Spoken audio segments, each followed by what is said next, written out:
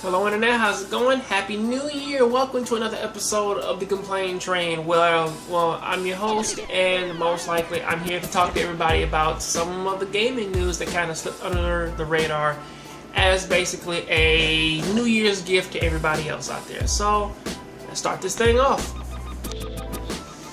I know that everybody actually has a very interesting feeling about the Suicide Squad film, and yes, I'm not one here to basically tell you that you can't feel a certain way about the movie. I liked it for basically the most part.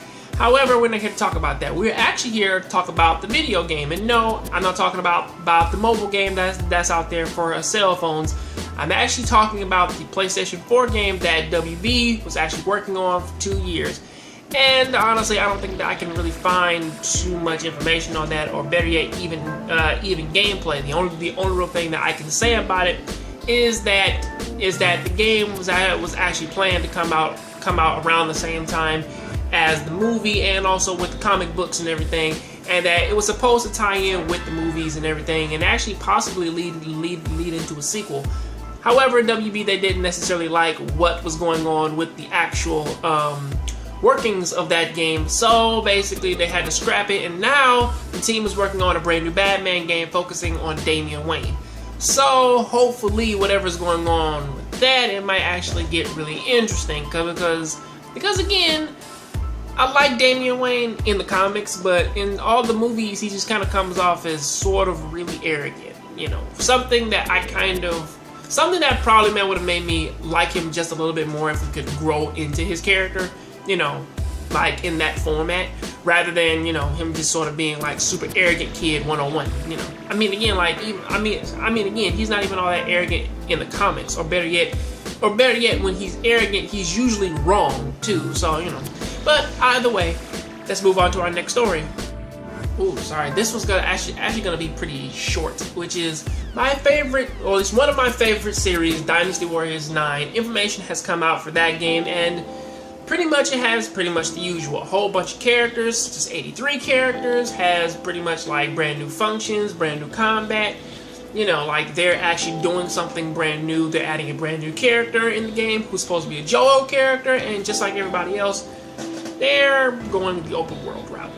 I mean, again, like this one isn't necessarily something that I kind of want to put a lot of time into, but necessarily really thinking about it though, I think specific games that they really need to stop it with this whole open world thing, because again, because the only real reason why I can see why the open world thing might actually be a good thing for Dynasty Warriors, even though it was kind of already an open world game with you freely being able to run around the area, or at least like it's a live action strategy game, or at least that's how I kind of always looked at it, because you need to know the plans. Like the fucking battle of fucking Chibi, the whole thing of like you having to kind of get the shrine going and say like, and send the boats out and set the enemy ships on fire and chaining them together. Like all that was normal stuff that like was already in the game, or at least all of other games. Rather than you planning for it, like you have to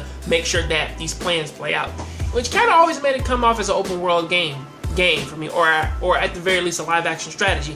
But still, with all of that though, I kind of wonder how they're going to do it, because again, it would be nice if it was for the Empire modes and not necessarily for the main story. But I digress. Let's move on to our next story. And finally, we kind of have the whole thing, which that I'm actually looking forward to a lot, which is Dino Crisis and Resident Evil 3 remake on its way. Capcom confirms remakes and reimaginings of old IPs, which again kind of makes a few people ask about, well, now not only Resident Evil and Dino Crisis, but what about Onimusha as well? I mean, again, like it's been so long since we've had an Onimusha game.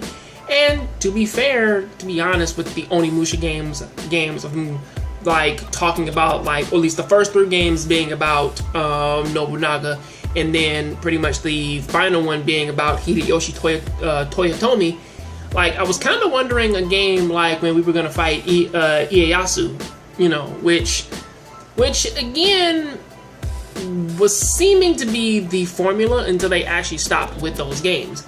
However, you know, like, this whole concept was actually kind of brought about, like, thanks to a tweet being confirmed, which kind of stated that the Capcom president says remakes and reimagined visions of old IPs are coming. Titles that had large fan bases in the past are powerful assets. And again, he's not necessarily wrong, because again, like, I would like to have a modern day Dino Crisis. I would like to have an updated Resident Evil 3, a Resident Evil, I want to say Resident Evil Code Veronica. Like, I kind of wanted like an actual update. I mean, again, like, if they were all remade like Resident Evil 4, you know, like, not necessarily completely remade, but just with like a different camera angle, like, those games would be perfect to me. You know, like, keep like the same things that are going on with them, just switch the camera from like a tank controlling type of thing, or at least give you the option to do it, and then basically you're fine. I mean, Dino Crisis alone, with the whole thing of how many choices you had, and basically like the whole interesting like getting like you getting around this crazy base and everything, like, even that was basically amazing, you know. And basically, like, I feel 100% amazed, or at least I'm kind of interested to actually see if that they do remake Onimusha, or if they take that time to actually make an Onimusha 5. Because, of course, give or take, with Blade Warriors, I still want way more Onimusha, because again, just those games alone of them being like a Resident Evil game, instead of you having to worry about ammo, you have a sword, you know, which again still kind of makes the game, which actually does kind of take a little bit of the scare factor away, but still actually makes the game super interesting. However, that is what I gotta say about that. That is what I have to say about these news articles. Please tell me what do you think about them down there in the comment section. You know, give me the whole full 9 yards of liking, loving, hating. Just share your comments, please, and I'll see you on the next Jongravesshow show. Keep watching anime, keep playing video games. I'm out. So Ruby has done it again, where that not only did they mix a 7.5 episode in with this entire thing, they actually did their thing and actually like threw like a whole story there too. So this episode kind of had a major info dump in it, mostly because it focused more on Crow, telling them the history of not necessarily the Silver Eyes per se, which I guess that it's just safe to assume that either that's a separate power from the maid.